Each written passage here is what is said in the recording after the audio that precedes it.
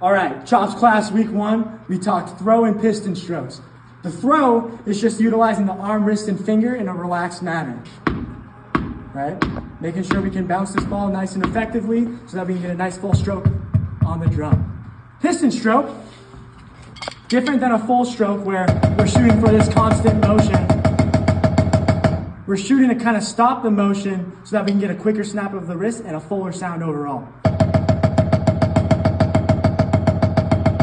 So, when we use the throw and the piston stroke together, we can get a relaxed, full sound. Today we used egg shakers to work on our piston strokes and stick control. We want to get a relaxed but tight sound in our eggs so that we can get that piston stroke sensation in the hands. We worked on our high end and our low end using an exercise called 2 height 8s. Then off the left to identify the throw that we should be experiencing at all heights and really emphasize the point that we're bouncing the ball in all ranges. We then ended with a single breakdown that consisted of buzzes, clone triple strokes, then singles. The buzz set up our hand to play the singles by closing it up and then putting pressure towards the front, which set us up to drop our singles in and get 3 notes for 1 stroke. Chops class, we talked about our roll technique here at the U. We want to make sure that when we play a roll, we still have a good arm, wrist, and finger usage, and we're still finding our throw in all our roll motions. We broke down the concept of the diddle through a press, a buzz, and then ending with an open diddle.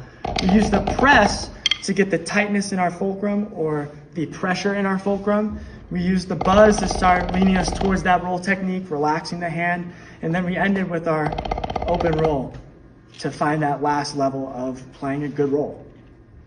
Okay, so today in Chops class, we dove a little bit deeper into our roll technique. We talked about a push-pull, which what that is you're gonna push with the right hand. Notice my fingers open up and then I pull that second note out. Right, that's grossly exaggerated at this speed. And we want to exaggerate it so that we can be more comfortable about it as we speed it up. But while we're also push-pulling, we want to think about our stroke types. It's a downstroke and an upstroke all in one go, right? So it's the illusion of a full stroke, but it's actually a downstroke, upstroke, downstroke, upstroke, push, pull. So we just did a lot of cloning like that, sped it up. And then we also took that and put it into our wrist Chris rolls exercises. Again, slow it down. We also brought our heights up just so we could really exaggerate that technique so that when we speed it up and bring it down to the tap height, we get nice smooth rolls.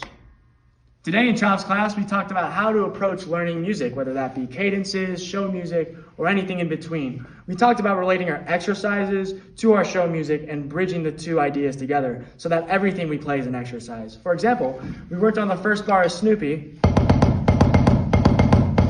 and we kind of broke it down by playing 8-8-16, and so on and so forth, trying to find that arm, wrist, and finger. And we related it back to our 8-8-16 approach so that our first bar of Snoopy feels the exact same way. We also talked about identifying rudiments within the music and isolating them away from the music, working on the fundamental concept of them, and then plugging them back in. If you do, for example, 16 paradiddle diddles in a row, and then plug it back into a chunk where you only have 3 paradiddle diddles, the odds of you playing that at a high level are drastically higher than if you hadn't done that before. In our last Chops class session, we kind of put everything together. We worked our technique through our exercises, we worked them through cycles, and then we applied them to Snoopy. This was kind of our session to apply all the things we've learned over the past couple of weeks and put them in a performance context so that we can find the most success for our video auditions. Thank you for coming to Chops class. Our video auditions are due May 15th. Get those turned in and go Utes.